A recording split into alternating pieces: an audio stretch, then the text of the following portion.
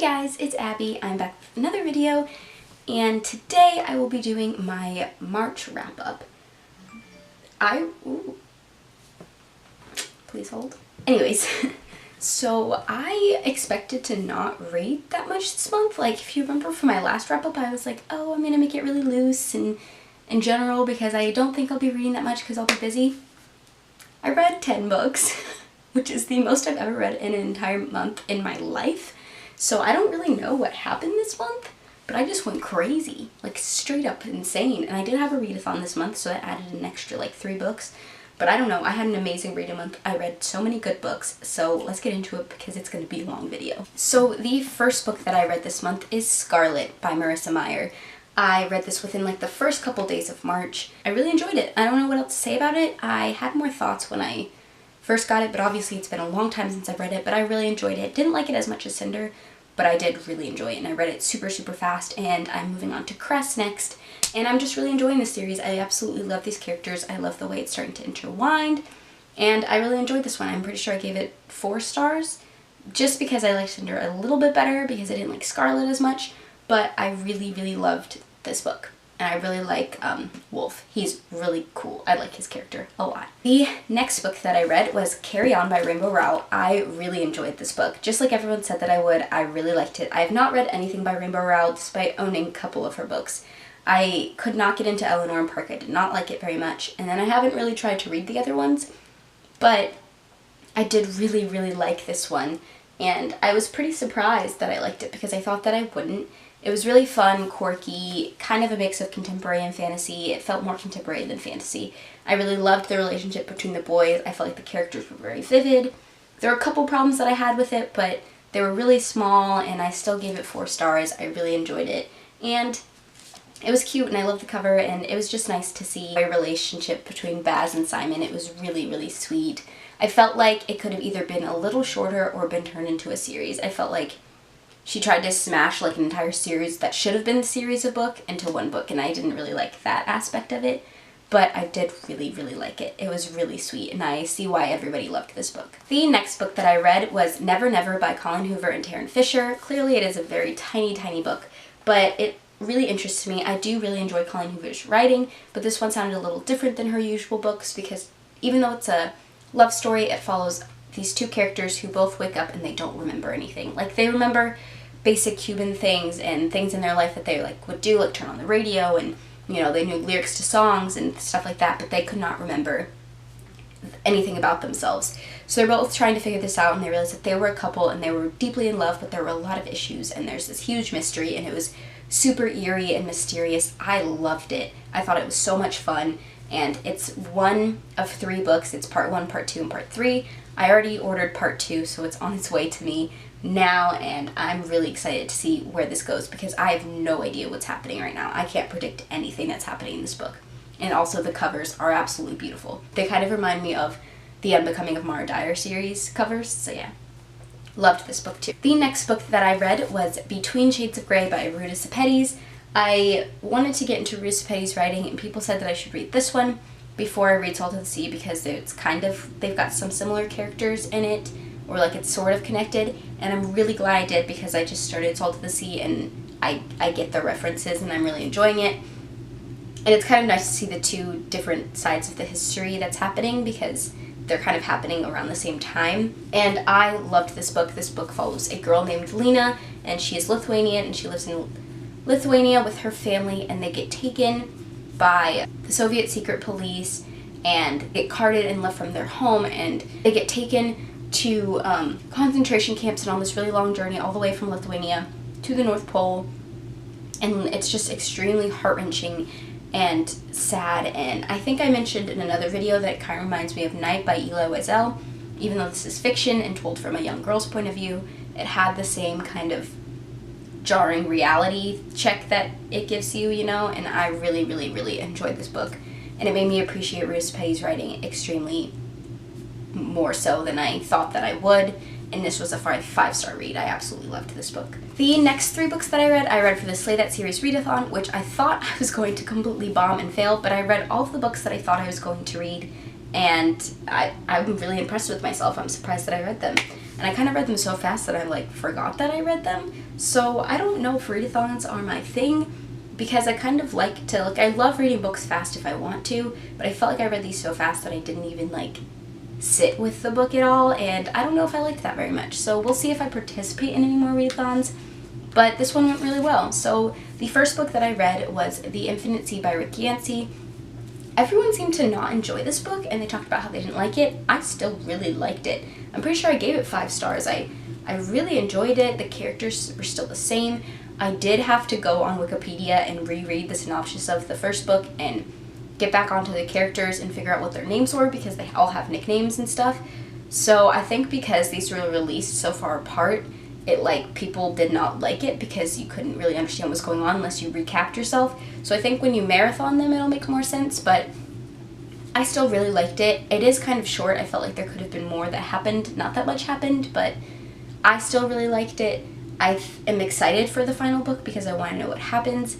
The characters were the same. Everything was the same for me. I love Rick Yancey's writing. I know it's not for everybody, but I loved it, and I love his writing style, so this was a good read for me, and it was a good way to kick off the marathon because it is a quick read. Next one that I read was The Retribution of Mara Dyer by Michelle Hodkin. This is the final book in the Unbecoming of Mara Dyer series, which is one of my all-time favorite series. I loved the first 2 books immensely.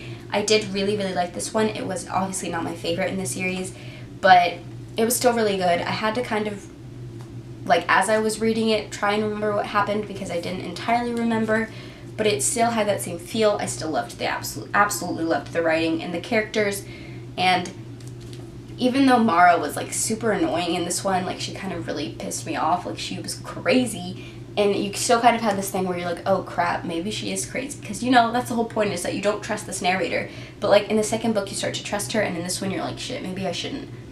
But I really liked it. It kept the mystery going. It didn't end the way that I thought it would, and it wasn't like some big kaboom ending, but I still liked it. I thought it ended well. It wrapped up the series. I'm not waiting, wanting more. So I appreciated it. I think I gave it 4 stars. It was pretty good. It was a good end to the trilogy. I don't know how else she could have ended it. So I appreciated it, and yeah, this was a good one. The last book that I read for the Slay That Series readathon was A Wandering Star by Romina Russell. This was the second book in the Zodiac series. I read Zodiac a while ago, and I picked this one up shortly after, and I just hadn't gotten to it. I had already started this one, so this was kind of an easy way to end a readathon because I was already almost halfway through with it. It was pretty good. The writing is a lot better than Zodiac. Ro was so annoying in this book. Like, I wanted to kill her. She made me so angry. She's yanking at people's heartstrings, and I just made me so mad, and I really did not like her in this book. I was really enjoying this book up until probably the last, like, 100 pages, and I was just angry. I just wanted to put it down. I was so mad. I was like, I hate her. She was making me so angry. And I'm going to keep going with the series. I don't know how many books is going to be in this, because this one just came out, so I'm going to have to wait a while, but she made me so mad. I don't even know how many stars I gave this book. I barely remember this book at this point, but she made me so angry. So after the readathon, I wanted to read something really, really good to get me back into my normal reading pace. So I picked up The Dream Thieves by Maggie Stiefvater. I absolutely love this series so much, especially after finishing this one. This was a 5-star read for me. I'm not sure which one I liked better. A lot of people like this one better than The Raven Boys, but I really don't know. My air conditioner keeps turning me on and off. I'm sorry. And I just, oh my god, this was so good. I just loved it, and I loved hearing more about Ronan. I love his character. He's just this, like, big, hard bear, and you just snuggle up to him, and it's like, no, you're soft on the inside, I love you, and that didn't make any sense, but you know what I mean, and I really liked this. I love Maggie Stiefvater's writing, and I cannot wait to read Blue Lily Lily Blue, and I think The Raven King is coming out either this month or next month, and I'm so nervous because I don't want it to be over. Like, I see why people are so sad about it being over, because I don't want it to end at all. This is like my all-time favorite series right now, because I've just been waiting for the other book to come in the mail so I can read it. Like, I loved this book. This one I gave 5 stars. Really, really fun read. Everything is wonderful. Everything is wonderful about this series. After that, I went into a bit of a reading slump because I was traveling, so I didn't read for like a couple days, and I was kind of slipping into that, like, I don't have anything good to read.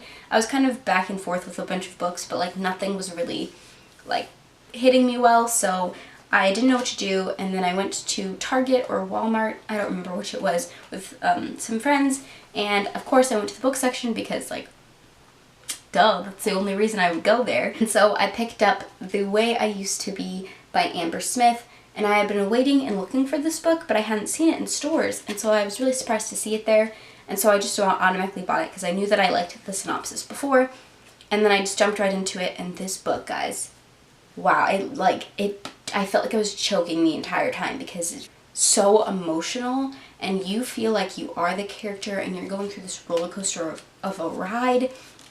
And it's about a girl, someone rapes her freshman year of high school, and it follows her through her freshman, sophomore, junior, and senior year, and how she's coping and dealing with this huge, huge secret that she's keeping.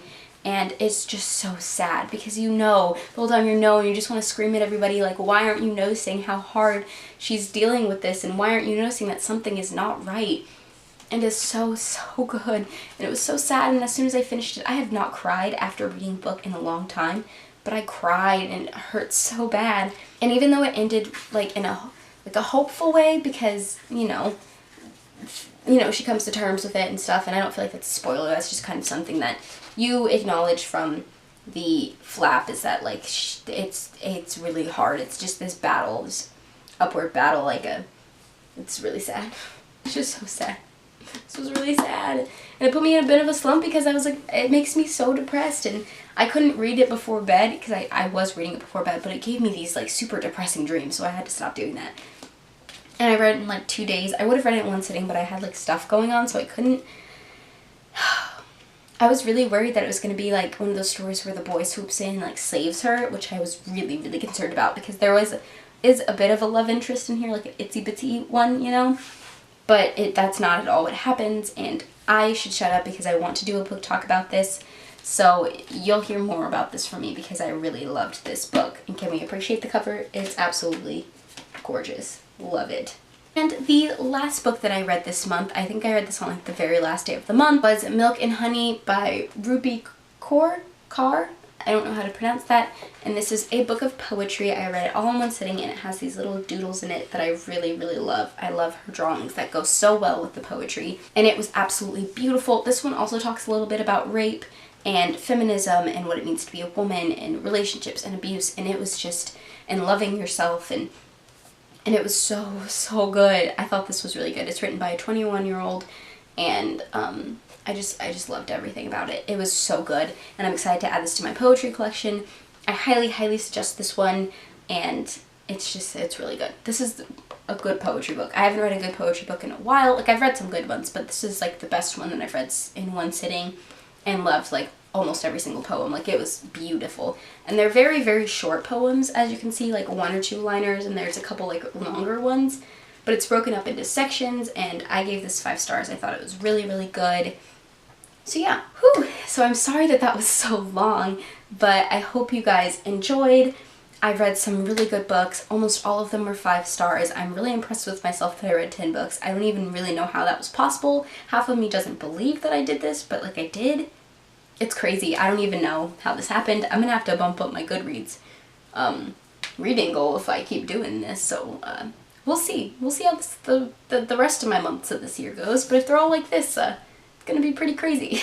So thank you guys so much for watching. I hope you enjoyed, and I will see you in my next video.